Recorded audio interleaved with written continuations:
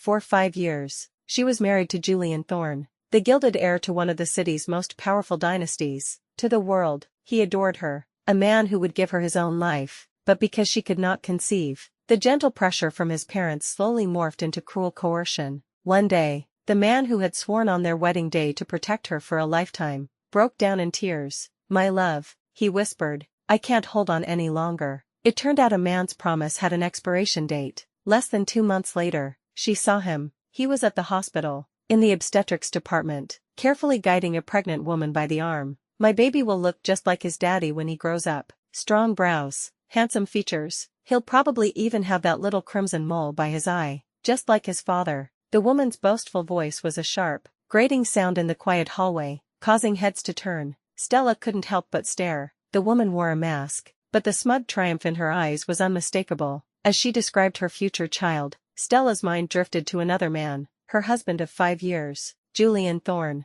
the celebrated scion of the city's elite. He, too, had a crimson tear drop mole by his eye. Just as she was about to approach, the intercom called her name. Across the desk, the doctor held her test results, his expression grave. Stella's hands clenched together, a knot of dread tightening in her chest until she could barely breathe. After an eternity, the doctor's verdict fell upon her. "Ms. Song, your health indicators are all perfectly normal. As for why you haven't been able to conceive all these years, we can't be certain, perhaps with further testing." Stella heard nothing after that. Her body was normal, but for 5 long years, she had remained barren. She stumbled out of the clinic and collapsed onto a bench, staring at the report in her hands. One by one, tears fell, soaking the crisp paper. She and Julian were childhood sweethearts. Everyone in their circle knew she was his one true love, the unattainable star in his sky. When she was 17, he had pulled her under a sycamore tree, blushing in the moonlight as he presented her with a stack of 100 love letters, stammering out his confession.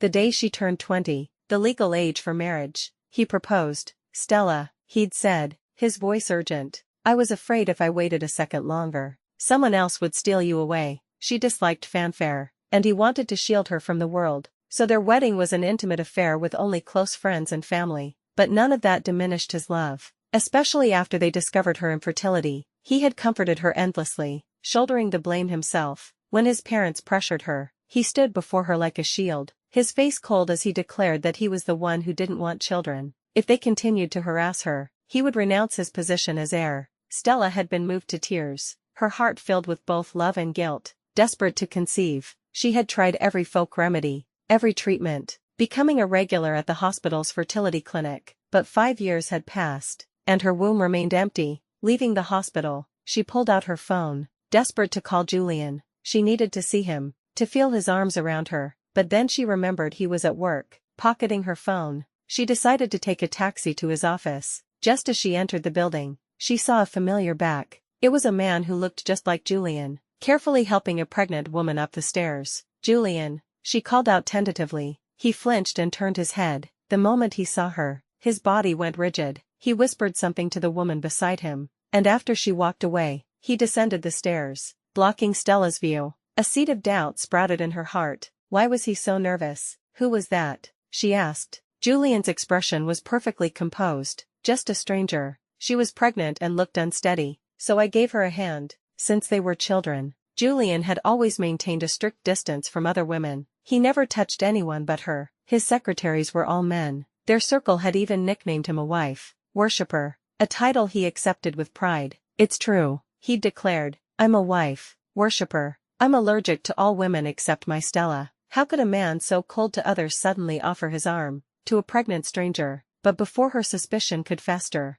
Julian changed the subject. "So, what did the doctor say about your report?" The disappointment hit her like a physical blow. The wall she'd built around her grief crumbled, and her eyes welled with tears. He instantly understood, pulling her into his arms and stroking her back. "My love, it's all right," he murmured. "I've told you not to put so much pressure on yourself. I can live without children. You are the only one who matters to me. Don't cry. It breaks my heart to see you cry." He gently wiped a tear from her cheek with his thumb, then leaned in to kiss her. His tenderness slowly soothed her frayed emotions, and she squeezed his hand. Back at their villa, Julian went to take a shower. Stella sat on the edge of the bed, about to put her medical report in the drawer when her phone buzzed with a text. Her hand froze. A shiver ran down her spine. After taking a deep breath, she opened the message. It was from Julian's mother. Another demand for a grandchild. Ever since her infertility was confirmed, his mother had relentlessly messaged her, asking about check, UPS, demanding to know when she would finally get pregnant. The sound of a text alert had become a trigger for her anxiety. Stella stared at the screen until it went dark. She closed her eyes, wrestling with her inner turmoil, before finally opening them with new resolve. She went to the closet and pulled out a dress from the very back. The bathroom door creaked open. A pair of delicate hands wrapped around Julian from behind. He stiffened. Before he could turn, Stella buried her face in the crook of his neck, her lips brushing softly against his skin. Julian, I want. A flash of pity crossed his eyes. My love, you don't have to do this. We're not in a hurry for a child. Her slender fingers traced a path down his abdomen. His breath hitched. But I want one. Now. Julian's eyes darkened. He swept her up in his arms, tossed her onto the bed, and pressed down on top of her. A cascade of searing kisses fell upon her, their breathing growing heavier. My love. Just then, a phone began to ring. A shrill, intrusive sound. Julian ignored it, his kisses trailing down her neck. She panted, pushing at him lightly. Julian, the phone. He pulled her back. Forget it. Concentrate on me. But the piercing ring continued, shattering the fragile, intimate atmosphere. Julian sighed, kissing her forehead. I'll just get this, and I'll be right back. He grabbed his phone and stepped outside. Stella rose and walked toward the balcony. Julian never took calls away from her, no matter how important. What could this be? Just as she reached for the balcony door, he pushed it open from the other side. His brow was furrowed as he spoke in a low, placating tone to the person on the line. Seeing her, he covered the mouthpiece, his expression apologetic. My love, it's an emergency at the office. I have to go. Without waiting for a reply, he snatched his keys from the table and vanished into the night. The light in Stella's eyes dimmed, a bitter taste flooding her mouth. Since Julian had taken over the company, he was rarely home. The nights they spent together were few and far between. This precious opportunity had just dissolved into nothing. She stood frozen for a long moment before bending down to pick up the clothes scattered on the floor. As she carried them to the laundry room, a piece of paper fell from Julian's pocket. Stella bent to retrieve it. As her eyes focused on the words, her pupils contracted violently. Her heart began to hammer against her ribs. The words prenatal report blazed into her vision, and in the signature field for the family member, the name Julian Thorne was written in bold, unmistakable script. A roaring sound filled her ears. With a trembling hand, she picked up the report. At first, she tried to deceive herself. There were other people with the same name, but after staring at it for a long time, the lie fell apart. Julian had signed all her school report cards growing up. She knew his handwriting better than her own. She suddenly remembered something his mother had said, after one of her tuition birth, urging tirades. If you really can't produce an heir, I'll just have my son find someone else who can. I will have a grandchild this year. So, had Julian really found someone else? No. Stella immediately dismissed the thought. Impossible. He loved her too much. When his mother had suggested it, he had exploded with a rage that nearly shattered the entire villa. Absolutely not. Any child of mine will only be born from Stella's womb, he had roared, earning him a slap and a curse from his own father. But there it was, his signature, staring up at her from the prenatal report. Torn between suspicion and denial, she reached for her phone to call him. But then she remembered the panicked way he had rushed out. What if it was a real emergency? In the end, she put the phone down and tucked the report away. That night, she didn't sleep at all, because she hadn't slept and had left the balcony door ajar. Stella woke up shivering, her body burning with fever. Her eyelids felt as heavy as lead. She fumbled for the phone on her nightstand and dialed Julian's number. She called over a dozen times. No answer. Just as she was about to give up, the call connected. Julian, who is this? A soft, feminine voice answered from the other end. With a clatter, the phone slipped from her hand and hit the floor. There was a flurry of chaotic noise on the other end. Before Julian's voice finally came through, Stella. He called her name several times before she managed to pick up the phone, her voice shaking with disbelief. Who was that just now? No one. Julian explained quickly. I was in a project meeting, and a business partner picked up my phone by mistake. Don't get the wrong idea. Before she could question him further, he cut her off. What's wrong? Did you need something? Stella was about to tell him she had a fever and ask if he could come home, to take her to the hospital. So hot. A high-pitched shriek suddenly came from his end. His tone immediately grew anxious. And he hung up. "I have something here. I have to go." The line went dead. Perhaps it was the fever, but a wave of sorrow washed over her. He never used to hang up on her, even during the most critical meetings. He would always soothe her before ending the call. But now, she lay in bed, miserable, for a long while before finally stumbling to the medicine cabinet for some flu pills. Then, she fell back into a hazy, feverish sleep. When Stella opened her eyes again, she was in a hospital bed. Julian was sitting beside her. The moment he saw her wake, the tension in his eyes eased, and he pulled her into a hug. "Stella, you scared me to death." It turned out he had called her back. When she didn't answer, a sense of dread had washed over him. He'd raced back to the villa to find her flushed and unconscious in bed, and had immediately rushed her to the hospital. For the rest of the day, he didn't leave her side, tending to her every need, terrified she might have a relapse. Seeing him so devoted, a warmth spread through her chest. It felt like the old Julian was back. But just then, his phone rang again. Julian's hand froze. He glanced at her, then turned his back and stepped into the hallway to answer the call. This time, the soundproofing in the hospital corridor was poor. A woman's petulant voice drifted faintly to her ears. "I don't care. I want you to come and be with me right now. If you don't, I'm taking your son and running away. You just try me." Julian's face showed no trace of impatience. Instead, he cooed at the person on the other end with doting affection. "I have something to deal with here. As soon as I'm done, I'll be right over to be with you." Perhaps he was too engrossed in the call to notice that the woman behind him was staring in utter shock. Stella couldn't believe what she was hearing.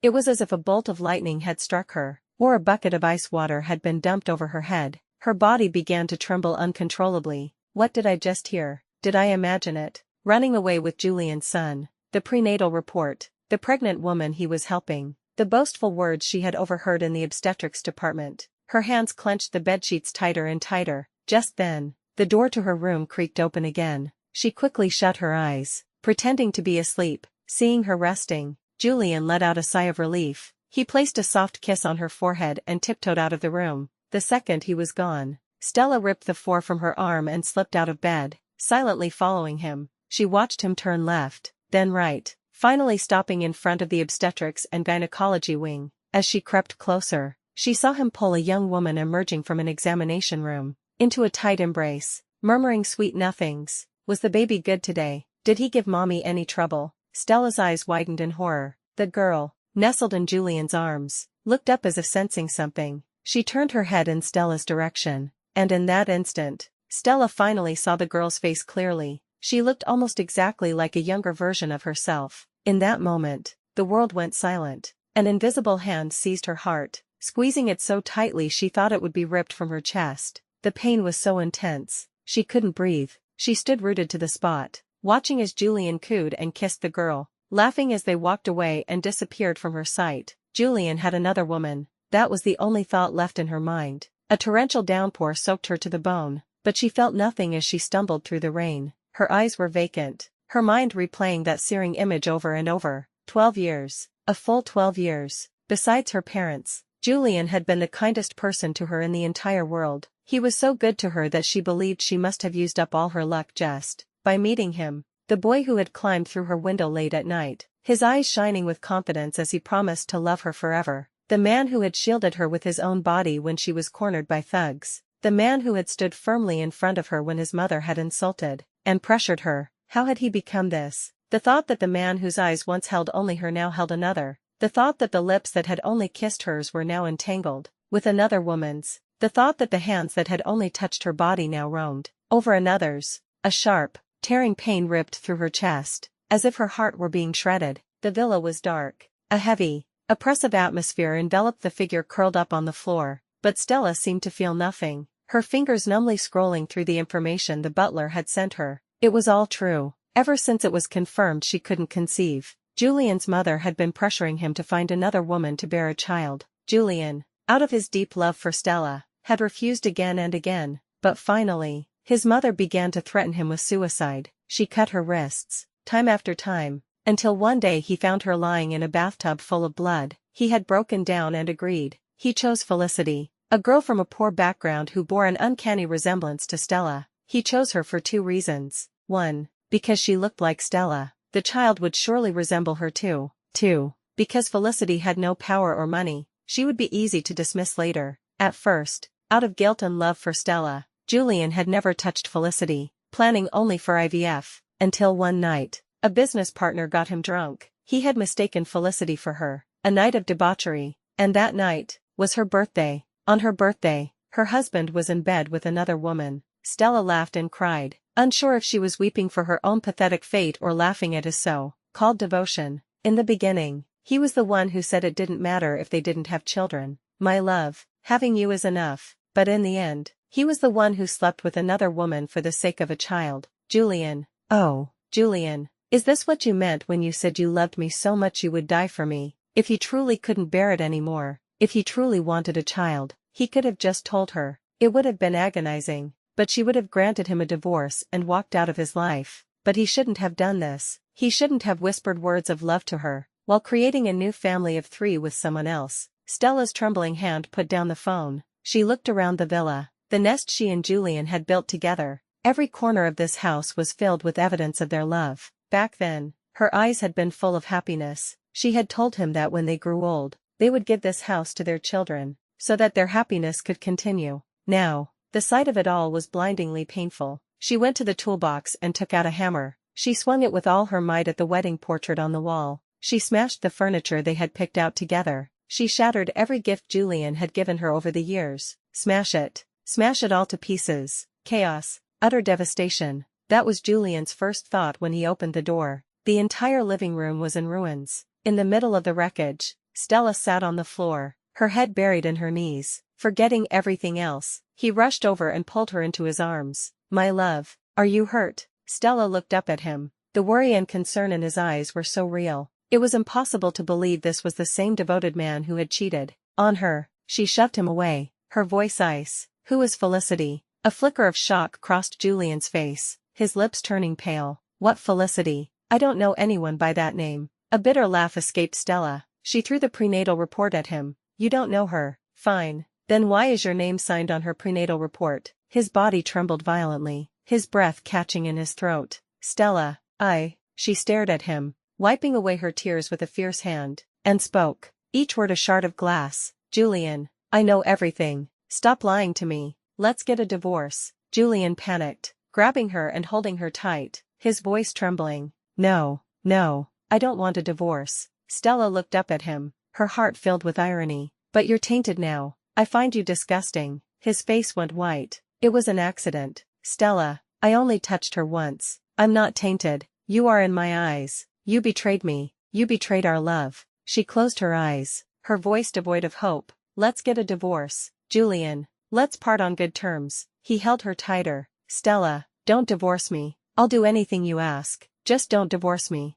Stella shook her head. Your promises mean nothing to me anymore. Let me go, and I'll let you go. She turned to leave, watching her receding back. He clutched his chest, a wave of agony washing over him. Stella, do you really have to leave me? Yes, she cried, closing her eyes to hold back her emotions. The man could no longer contain himself. He took a deep breath and commanded a nearby servant, take the madam to her room. No one is to let her out without my permission. Stella spun around, her face a mask of disbelief. Julian, are you going to imprison me? He shook his head. It's not imprisonment. I just want you to calm down. Stella, listen to me. She looks like you, so the child will look like you. As soon as the baby is born, I'll send her away. We can pretend none of this ever happened. We can go back to how things were. Okay. Stella could only stare at him, horrified. He had a child with another woman, and he wanted her to pretend it never happened. She looked at him with utter despair. That's impossible. From the moment you had a child with her,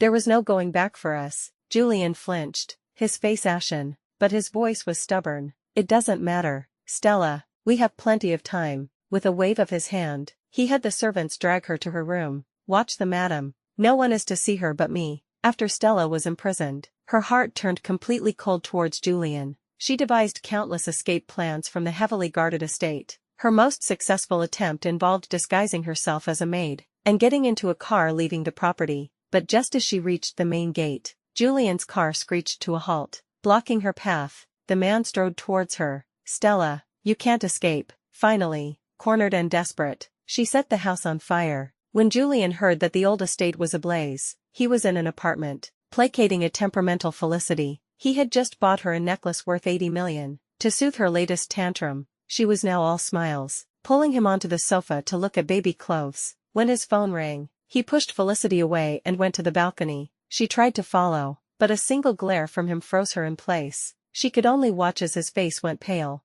and he grabbed his coat and rushed out the door. "Where are you going?" Felicity cried, grabbing his arm. "The baby doesn't want daddy to leave." He was seething with impatience, but for the sake of the child being born smoothly, he forced himself to be gentle. "I have an emergency. Didn't you say you liked those earrings from the auction? I'll have my assistant bring them to you." The thought of the priceless jewelry was enough to make her release him. With the old estate burned down, Stella was moved to a remote villa in the suburbs. When Julian saw her next, her body was covered in burns and injuries. The fire of his anger dissolved into a sigh of pity. He gently carried her to the bed and began to apply ointment to her wounds himself. His touch was light, but she still flinched and hissed in pain. He blew on the wound gently, his eyes filled with anguish. "Does it still hurt?" Stella didn't answer, only stared at him. "It hurts, but I don't regret it for a second. I was the one who set that fire." Julian looked up, his eyes filled with pain. "You want to leave me that badly?" "Yes, I want to leave you,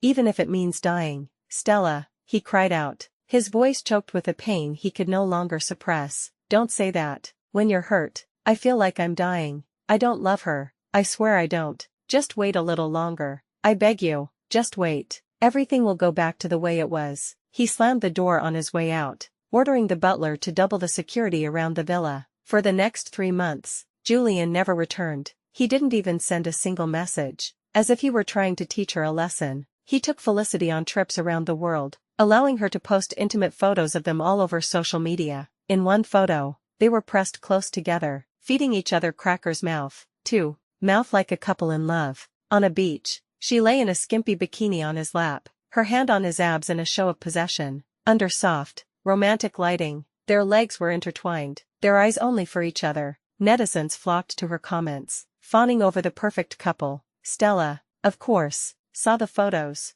In the past, she would have cried for a full day, but now, she held no expectations for Julian. Her only goal was to escape. She couldn't have cared less. Meanwhile, Julian waited for Stella to break. He was confused. In the past, whenever a photo of him with another woman surfaced, even from a business dinner, Stella would be consumed by jealousy, demanding an explanation. He was certain that after a while, she would come to him, her eyes red from crying. But months passed, not a word, not even a text. He couldn't stand it anymore. He started sneaking back to the villa, watching her on the security monitors. He saw her looking completely unfazed, playing with a dog, utterly indifferent to the whirlwind of rumors about him and Felicity. Her reaction was something he had never anticipated. It tormented him, and with no outlet for his pain, he could only retreat. Felicity, blissfully unaware, basked in Julian's uncharacteristic display of affection. She had always known his kindness was for the baby's sake. He had never allowed her to be so public before.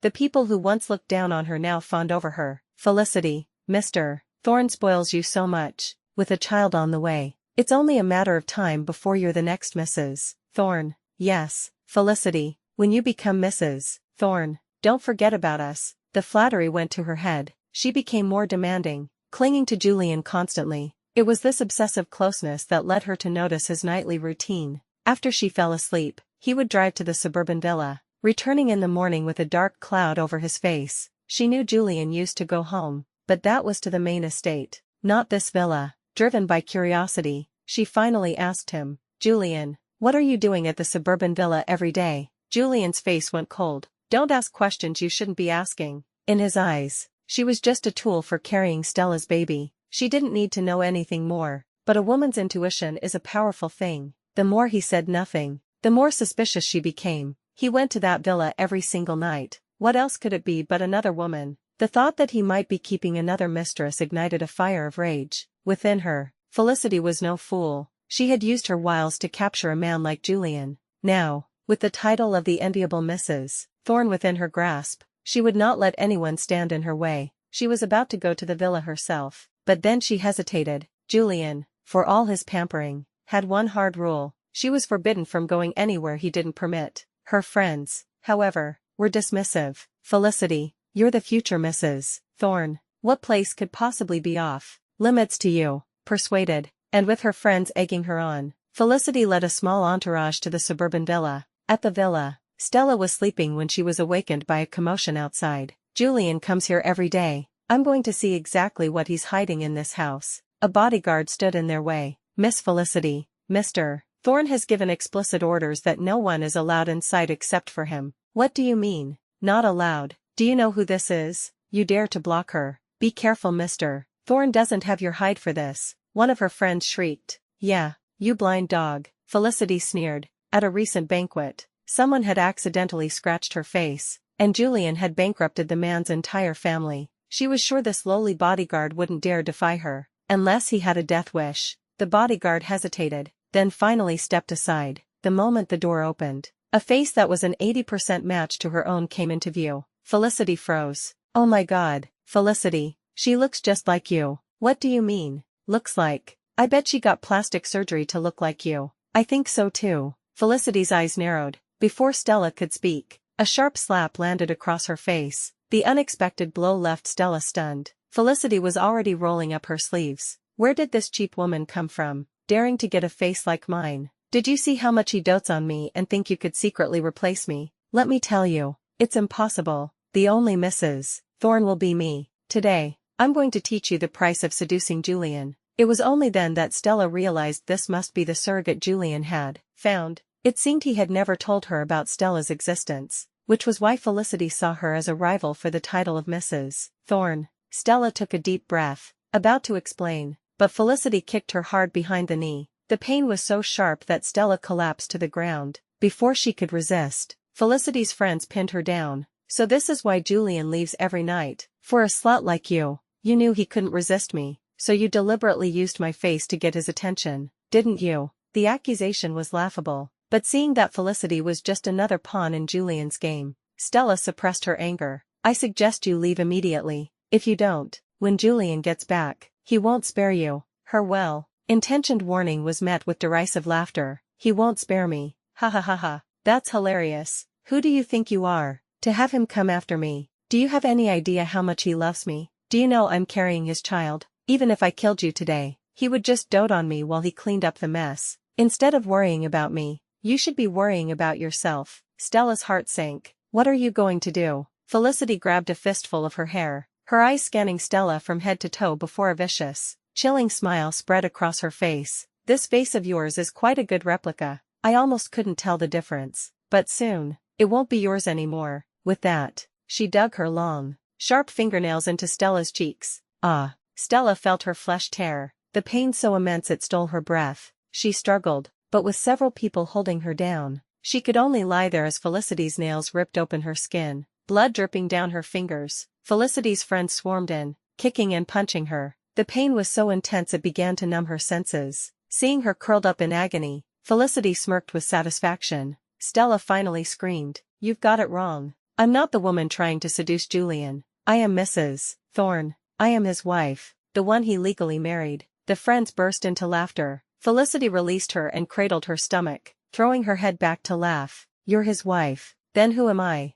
"Yeah, right. We've never heard that Mr. Thorne was married." Felicity wiped a tear of mirth from her eye, her gaze dripping with scorn. "That's the funniest thing I've ever heard. If you want to climb into Julian's bed, just say so. Don't spread rumors like this. Be careful he doesn't skin you alive. Saying you're his wife. Are you daydreaming?" Stella looked at them, a wave of despair washing over her. When they got married, she had insisted on a low-key wedding, outside of their inner circle. Almost no one knew she was Mrs. Thorne. Now, that privacy was being used as evidence against her. On top of that, Julian's public displays of affection with Felicity, meant to provoke her, had only convinced the world that Felicity was the one he intended to marry. How could this woman not see the truth? A girl from a humble background, a complete mismatch for a man like Julian. Why would he, out of all the women in the world, choose her to bear his child? Stella's hands clenched. She struggled to get up. "I really am Mrs. Thorne. If you don't believe me, call Julian right now." Felicity stomped on her hand, grinding her high heel into her fingers. "Still pretending.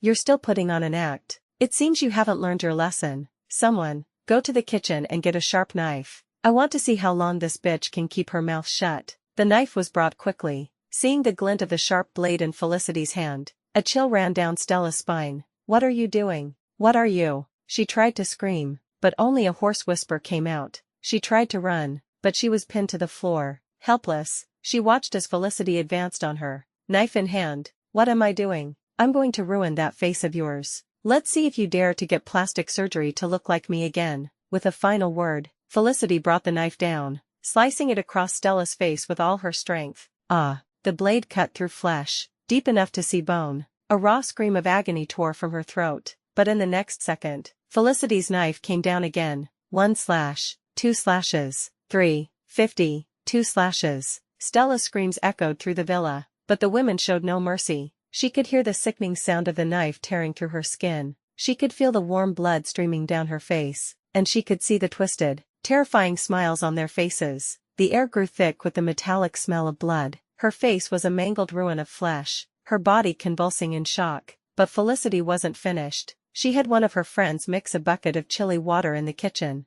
Then she forced Stella's bleeding, shredded face into the bucket. A piercing shriek erupted from Stella, a sound of such pure, desperate agony it could stop a heart. Pain, so much pain, but Felicity only shrieked with laughter, her face a mask of madness as she took out her phone and began snapping photos. "Ha ha ha ha, look at you now, you look like a dog. It's so disgusting it makes me want to vomit. With your face ruined like this. Let's see you try to seduce Julian now." Stella's lips moved, but no words came out. She was a broken heap on the floor, lying in a pool of her own blood, barely breathing. One of the friends leaned in, hearing her whisper, "You will regret this." A flicker of fear crossed their faces. "Felicity, maybe this is too much. What if Mr. Thorne gets angry?" Felicity scoffed, crossing her arms as she admired her handiwork. "Angry about what? Julian loves me so much. He'd never get mad over something so small. Besides, I'm carrying his child. That's my get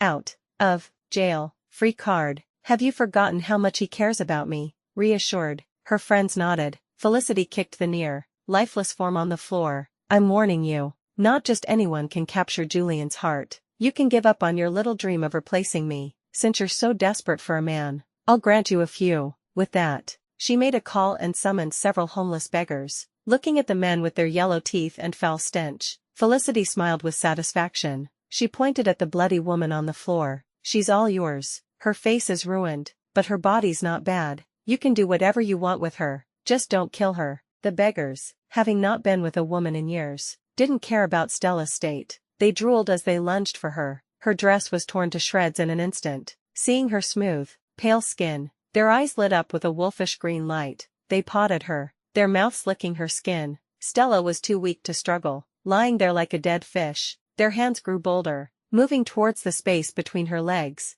In a hazy blur, she saw a summer from long ago. She had scraped her knee climbing a wall to pick a flower. It was just a tiny drop of blood, but the boy whose world revolved around her had turned red, eyed with worry. He had gently cleaned the wound with a cotton swab, blowing on it softly. "My love, from now on, don't ever let yourself get hurt. When you're in pain, I hurt even more." Tears streamed from the corners of her eyes, mixing with the blood on her mangled face before disappearing into the floorboards. "Julian, is this what you wanted to see?" Her clothes were in tatters, every inch of her skin defiled by the beggar's touch. Just as one of them undid his pants, about to enter her, her windpipe seized, and she could barely breathe. In her despair, she was about to bite her own tongue and end it all. At that exact moment, the front door was kicked open with a deafening crash. "What the hell are you doing?" Julian, dressed in casual clothes, was holding a small, elegant box, as if he had just come from an auction. Hearing the faint screams from inside,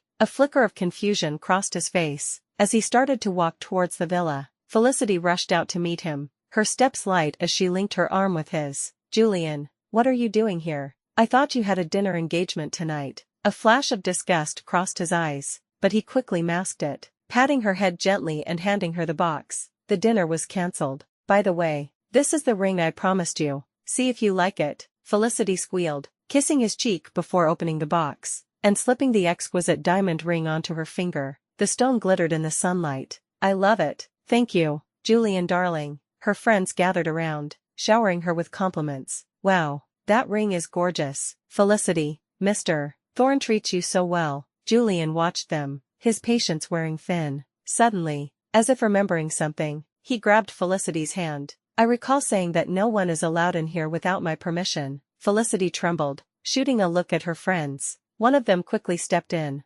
Mr. Thorne, it's like this. We didn't mean to come in. We were just nearby when we saw a woman who looked just like Felicity climbing over the wall. We thought she was trying to be a homewrecker, so she trailed off. Glancing nervously at Julian, he whirled on the bodyguards. What kind of job are you doing? You don't even notice when an outsider breaks in. Do you want to keep your jobs? Felicity pouted. Julian, don't blame them. The villa is so big. It's natural they'd miss something. I already taught that look. Like a lesson for you. Julian released her hand, a smile touching his lips that didn't reach his eyes. Oh, you're usually so delicate. I didn't know you had it in you. Of course, Felicity said proudly. I'll get rid of anyone who has ill intentions towards you. Another friend chimed in. While you were away, Mr. Thorne, Felicity was working so hard for you, even with the baby. It was so touching to see. Felicity blushed. I told you not to tell him. Why are you so shy? I'm just telling the truth. Felicity grew even shyer, trying to hide in his embrace. But Julian sidestepped her and called for the butler. You're pregnant.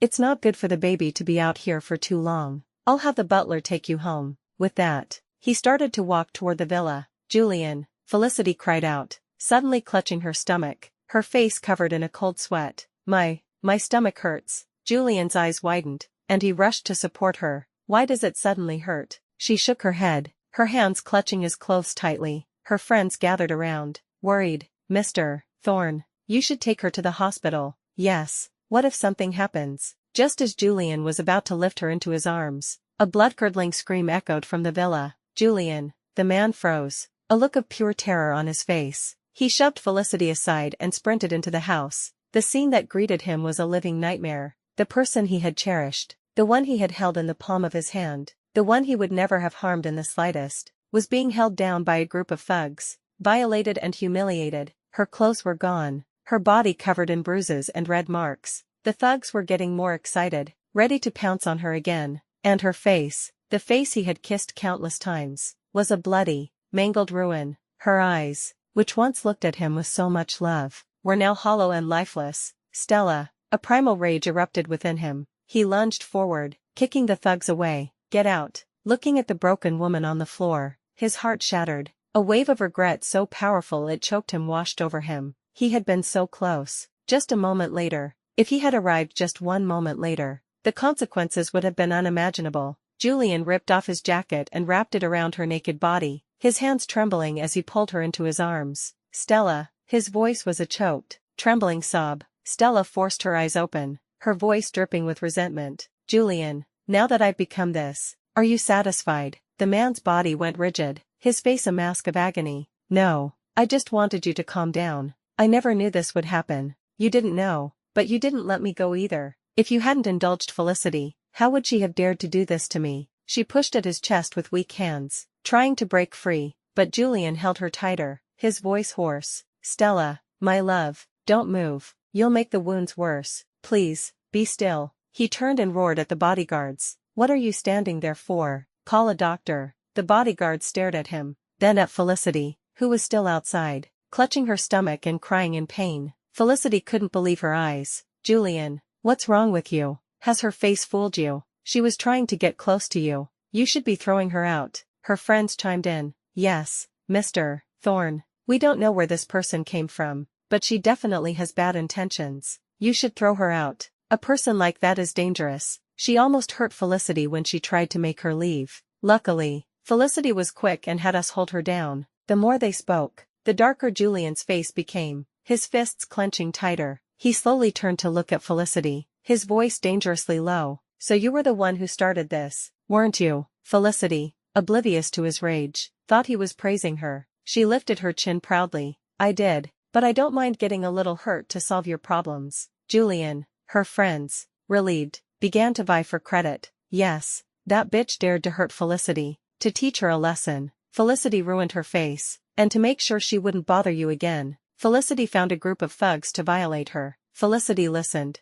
a smug smile on her face. She was certain this was the outcome Julian wanted. He would surely praise her. Indeed, a smile curved Julian's lips, but his eyes were black with a terrifying, simmering fire. It seems I have you to thank, then. Felicity blushed. Julian, before she could finish, Julian's voice cut through the air. cold as ice. He commanded a bodyguard, "Go, get me a knife." Felicity's eyes lit up. She thought he felt her punishment wasn't enough and was going to add a few more slashes to the woman's face. "What are you waiting for?" Julian said. "To get a knife," she urged excitedly. Julian's expression remained cold and unreadable. The bodyguard returned with a sharp dagger. Felicity pointed at Stella and screamed, "Quick, cut that bitch's face a few more times." Her eyes gleamed with madness, her entire focus on Stella, completely unaware of the bodyguard approaching her from behind. Julian's smile was a cruel, thin line. "This knife is for you." Before Felicity could react, a bodyguard kicked her hard in the back of the knee. Another grabbed her arms, pinning her. A third grabbed her face, and the dagger flashed in the light, reflecting the terror in her eyes. "Ah!" A piercing scream ripped through the air as blood sprayed, one slash after another, carving crimson roses into her own face. When her face was as mangled as Stella's, the bodyguard finally released her. She collapsed to her knees, her trembling hands flying to her face, only to recoil in horror. My face. Her friends, petrified, scrambled back against the wall. Julian's cold gaze fell upon them. His voice was a devil's whisper. "These ones too." Their faces turned ashen. They began to tremble, and in their terror, turned on Felicity. "Mr. Thorne, it wasn't our fault. It was all Felicity's idea. We didn't do anything." Hearing their betrayal, the old Felicity would have slapped them and cursed them out, but now, she could only writhe on the floor, gasping in pain. Julian's eyes narrowed. The bodyguard seized the other women. Dozens of slashes later, a chorus of screams filled the air. The villa reeked of blood. When the doctor arrived, Julian gently lifted the unconscious Stella into his arms and carried her to a room for treatment. Only then did he turn his attention to Felicity. He walked towards her slowly and crouched down. "Why?" she whimpered. A cold laugh escaped him. "Why? Because you touched my wife." Felicity's eyes widened, her words tumbling out in a stutter. "Why, your wife?" He was married. That woman was really his wife. A wave of terror washed over her, and she scrambled backwards, but he caught her, his hand clamping around her neck. "I thought you were an obedient girl, but you dared to touch my person." "Felicity, how many lives do you think you have?" She trembled, tears streaming down her mangled face. Julian, shut up." His grip tightened, as if he meant to strangle her. Felicity gasped for air, a sharp pain shooting through her abdomen. She looked at him with pleading eyes. "Please, Mr. Thorne, for the sake of our child, please spare me." The mention of the child only made his face darken further. "Our child? When did I ever say this was our child?" Her face went white, her body stiffening. What do you mean?" When Julian had first approached her, he had only said he needed her to bear a child for him to avoid complications. Dazzled by the promise of wealth, she hadn't questioned it. She had assumed that with a child, she could secure her place as the lady of a wealthy family. But now, his words filled her with a terrible premonition.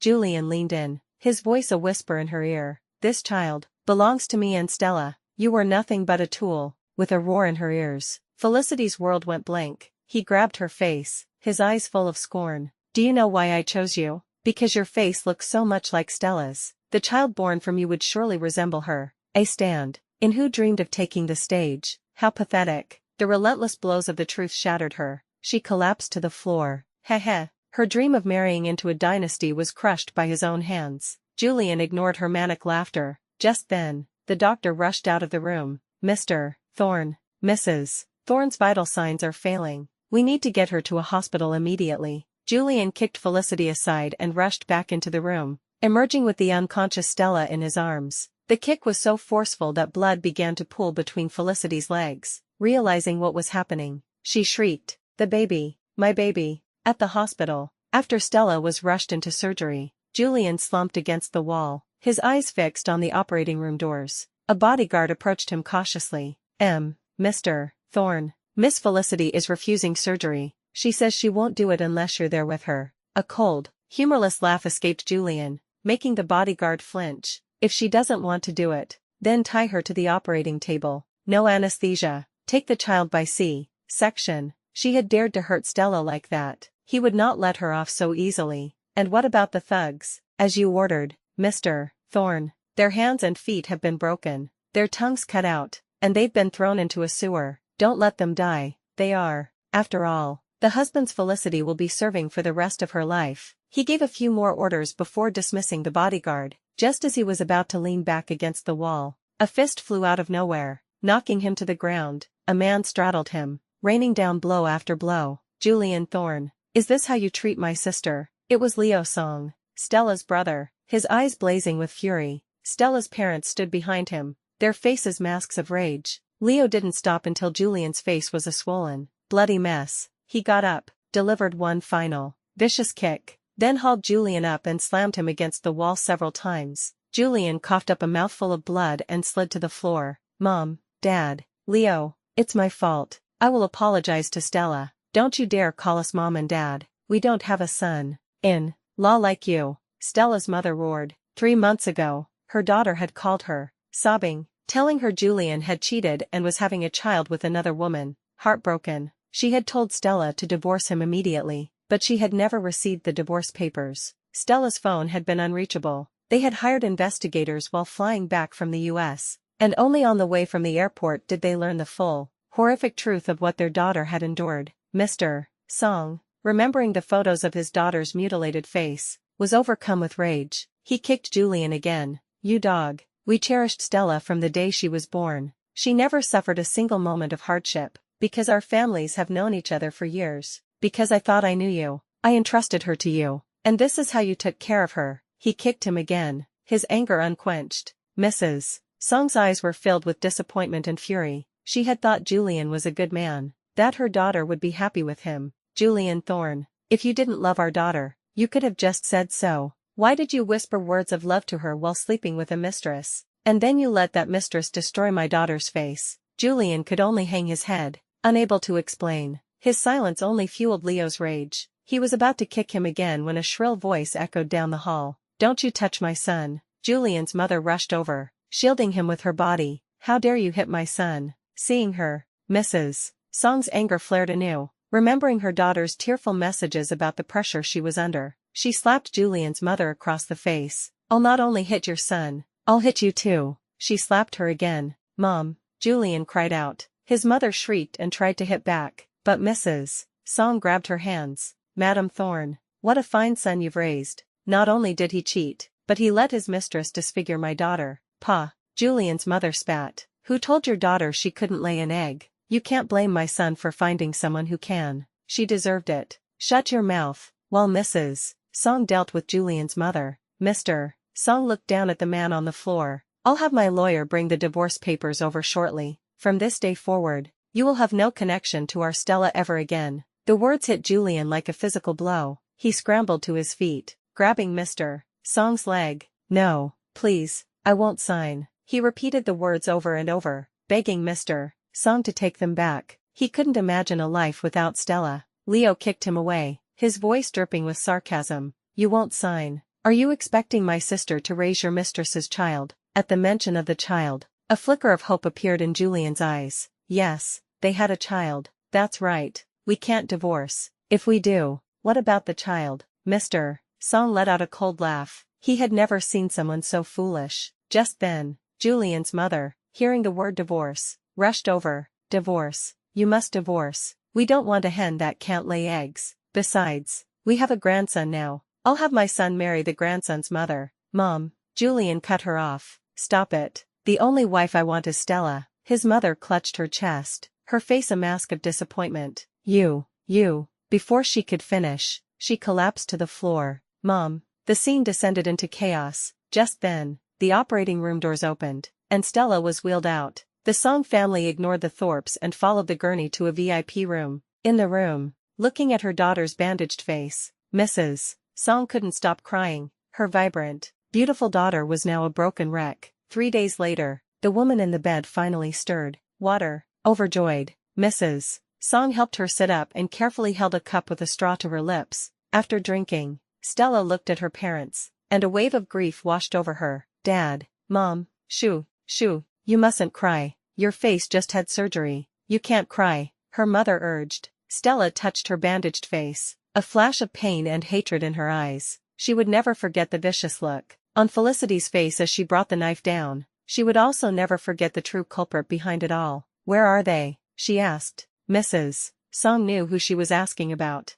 The thought of what Julian and Felicity had done reignited her anger, but she answered calmly, that mistress gave birth to a son, because it was a C-section without anesthesia. She's still unconscious. As for Julian, he's still kneeling outside the door. Mrs. Song took a document from the drawer. Your brother had the divorce papers drawn up yesterday. Take a look, and if there are no problems, you can sign it. Stella took the papers, her heart a tangle of emotions. She remembered the day she and Julian got their marriage license. The sun was shining. He had spun her around and around, then kissed her forehead. You're my wife now. She had remembered the pure joy in his eyes for all these years. Her mind flashed forward to the day she had confronted him, a man so proud, begging her not to divorce him. You are my wife. I will never let you go, not even in death. 12 years of friendship, 5 years of marriage, all ending in this tragic, ugly way. She wiped a tear from her eye and looked out the window. The sky was dark and heavy, threatening a downpour, but she felt a sense of release. From this day on,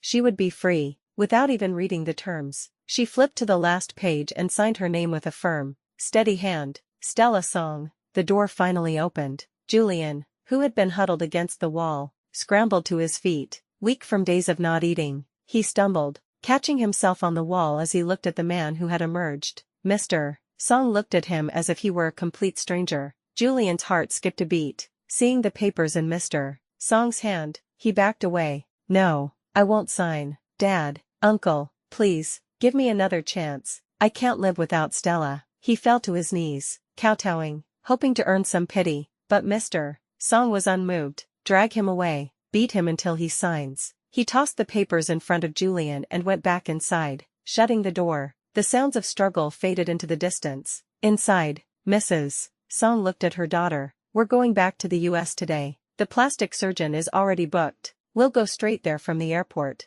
Your brother will handle things here. Stella, is there anything you need to take with you? Stella shook her head. Those things would only remind her of the pain. Only by leaving them behind could she truly start over. The plane streaked across the sky and disappeared. In another VIP room at the hospital, a man covered in bruises lay on a bed. When he finally opened his eyes, he whispered, Stella, but the room was empty. He remembered being beaten unconscious for refusing to sign the papers. He sat up, knocking something to the floor. He looked down and froze. He bent to pick it up, and the words divorce certificate burned into his vision. He ripped it open and saw his own solitary photo printed inside. He was divorced. He and Stella were divorced. How? He hadn't agreed. He tore out his phone and ran to Stella's room, only to find it empty. He grabbed a passing nurse. Where did the patient in this room go? The nurse, seeing his VIP gown, answered calmly, Sir, the patient in this room was discharged yesterday. Discharged? Had she gone home? He raced to the Song family's estate, but he was stopped at the gate.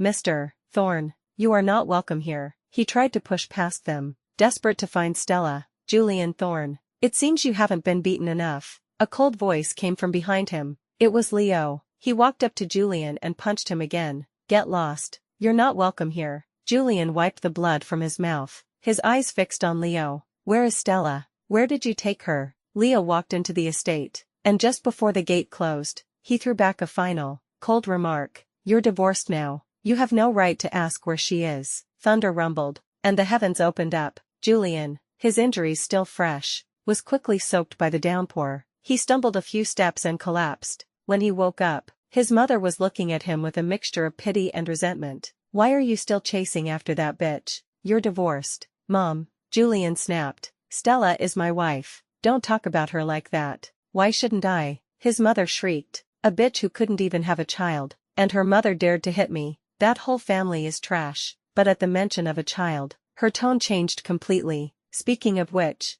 the baby has been born for a while, and you haven't even seen him. He smiles just like you did when you were little. The baby was so young, it was impossible to tell who he looked like, but his mother, who had longed for a grandson for so long, was overjoyed. She chattered on, but Julian heard nothing. He just stared at the divorce certificate. 12 years of friendship, 5 years of love, all over, but he couldn't accept it. He loved Stella too much to let her go. He dismissed his mother and tried to call Stella, but her phone was still off. He then called his private investigator. Find my wife's whereabouts. But the investigator hesitated. Mr. Thorne, I'm afraid that's impossible. What do you mean? Julian growled. The Song family has blocked all information. No one is allowed to inquire about Miss Song's location. So, enough. I don't care what you have to do. Find her, or you're fired. He slammed the phone down, then picked it up again and headed for the obstetrics wing. In one of the rooms, a woman with a mangled face was throwing things, screaming, "Get out! All of you, get out!"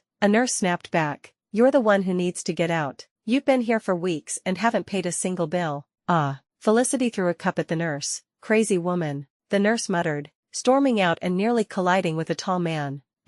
Mr. Thorne." The man nodded and slipped past her, closing the door. The room was a wreck. The woman on the bed glared at him. "What are you doing here? Get out." Julian ignored her, walking towards her and tilting her face up. "Tisk," he said. "So ugly." Felicity tried to slap him, but he caught her wrist and threw her against the wall. "It seems you didn't learn your lesson last time." The memory of the 100 slashes on her face made her tremble with fear. What are you going to do?" Julian patted her cheek. "Don't be afraid." The next second, he dragged her to the floor and out of the room. She screamed as the raw scars on her face scraped against the ground, reopening and bleeding. No one came to help her. Just then, his mother appeared, holding her grandson. She shrieked and had her bodyguards rescue Felicity, then slapped Julian across the face. "Are you insane? She's the mother of your child." Julian tilted his head, his tongue probing his cheek. "What mother? Mom, don't forget our agreement. She was just supposed to give birth to the child.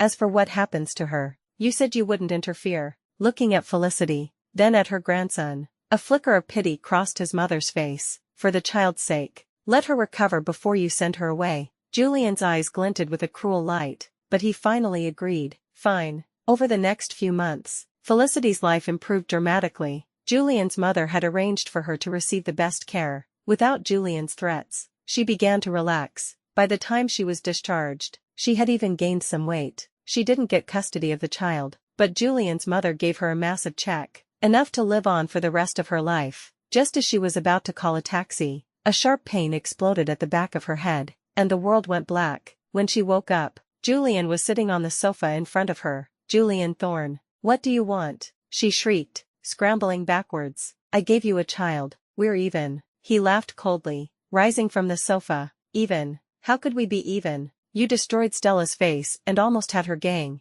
raped. We haven't settled that score yet." "What score?" she shot back, a new boldness in her voice. "If you hadn't indulged me, how would I have had the chance to hurt her? We're accomplices, you and I. You're so busy pointing out my crimes, but what about your own?" A flash of pain crossed Julian's face. "I am at fault," he said, his voice laced with self-loathing, "and I will atone for my sins. But first, I'm dragging you to hell with me." He snapped his fingers. Bodyguards swarmed in, pinning her to the floor. "No, Julian, you can't do this to me. For the sake of the child I gave you, please, let me go." "The child," he sneered, crouching down. "What child did you give me?" "That child was born for me and Stella. You were never worthy of bearing my child." In the next moment, he forced a cup of water down her throat. "Don't bother," he said as she tried to make herself vomit. "One drop is all it takes." He sat back on the sofa and watched. Her body grew hot, and moans escaped her lips. She had been drugged with a powerful aphrodisiac. He clapped his hands, and a group of filthy, disheveled people were brought in. It was her friends, and the very same thugs she had hired to violate Stella. "You like to find men, don't you?" he said, a cruel smile on his face. "I'll let you have your fill." The drugged group descended upon her, the room filled with chaos and debauchery. As a bolt of lightning illuminated her horrified face, Julian walked to the door, opened his umbrella, and stepped into the storm. Before leaving, he gave one last order to his bodyguard: "Remember to film it." The black Maybach sped through the rain. Julian tapped his fingers, making call after call. "Have you found her?" The answer was always no. His heart sank with each call. He finally hung up, his rage mounting. He would find her, even if he had to die trying. "Turn around," he told the driver. "We're going to the Song estate." He stood in the pouring rain, staring at the gate. Inside, Leo finished his work. "Is he still out there?" he asked the butler. "Yes, young master. Let him wait. No one is to open the door." He glanced at a new file. "It seems he's been too idle lately. Go find something to keep him busy." Outside,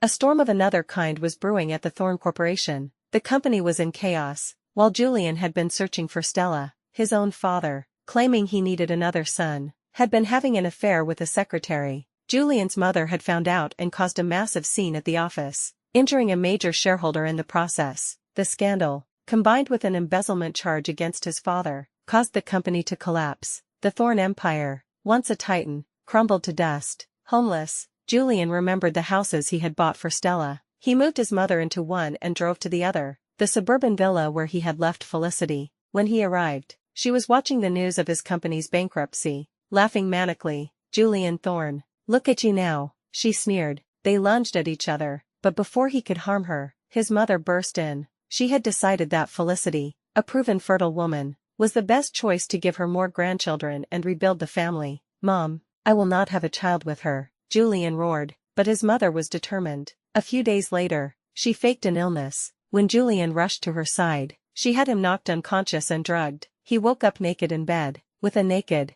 bruised Felicity beside him. Julian, she purred, we slept together again. A switch flipped in his mind. He lunged for her throat, but his mother burst in again. In the ensuing chaos, Julian, weakened and overwhelmed, collapsed. Leo Song heard the news and immediately called his sister, eager to share the delightful schadenfreude. In a sun-drenched garden in North Carolina, a beautiful woman watered her roses, a serene smile on her face. A year in America, under the care of the world's best doctors, had not only restored her face but also her spirit. She was Stella Song, and she was finally free. She listened to her brother's gleeful report, a small, satisfied smile on her lips. The bastard was so against sleeping with Felicity, so his mother drugged him. Now the slut is pregnant again, and he's just sitting in that villa, drinking himself into a stupor. The only annoying thing is, he keeps calling out your name when he's drunk. A flicker of annoyance crossed Stella's face. Don't worry, Leo added quickly. I had someone sneak in and beat him up. His face is so swollen he can't even speak. Stella laughed. That weekend, her parents hosted a grand auction to introduce her to the business world.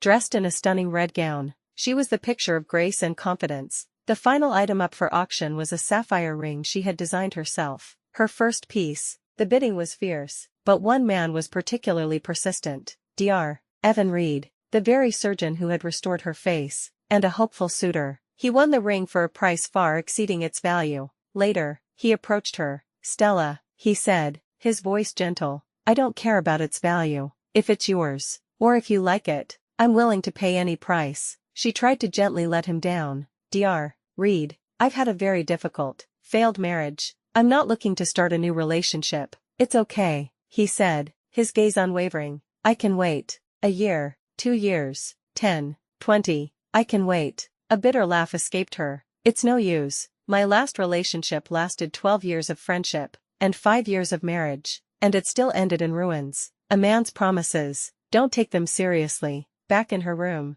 packing for a trip to an African mine, she turned on her old phone to charge it. It rang almost immediately. The caller ID made her face darken, but she answered. Hello. There was a clatter on the other end, then ragged breathing. Just as she was about to hang up, a trembling, uncertain voice came through. Stella, he had been in hell. His mother had forced him to attend Felicity's second birth. He sat outside the delivery room, lost in what ifs. What if they had never fallen apart? What if it was Stella in there, and he was the nervous father?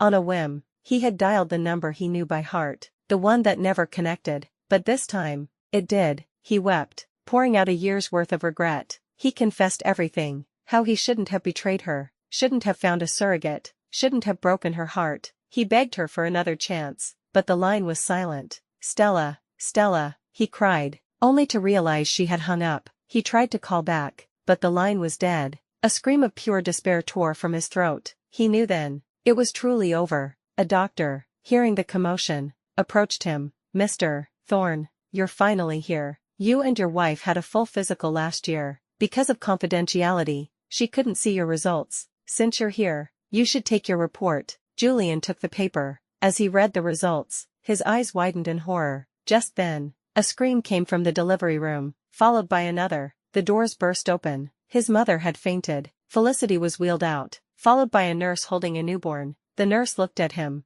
confused. Sir, are you sure you're the baby's father? Julian thought of the report in his hand, the words burning into his mind. He forced himself to look at the baby. Just one glance, and he stumbled backwards, collapsing into a chair. The baby was black. His sperm count was so low, he was effectively sterile. which meant Felicity's first child wasn't his either. A bitter laugh escaped his lips, growing louder and more manic. It was all over. His entire life was a lie, a tragedy built on his own betrayal. He slowly got to his feet, a terrifying calm settling over him. He walked towards Felicity's room. A few moments later, a horrific scream echoed down the hall, then was abruptly cut off. It was followed by the sound of a heavy object hitting the ground. From a great height, the nurses at the station screamed, "Someone's dead."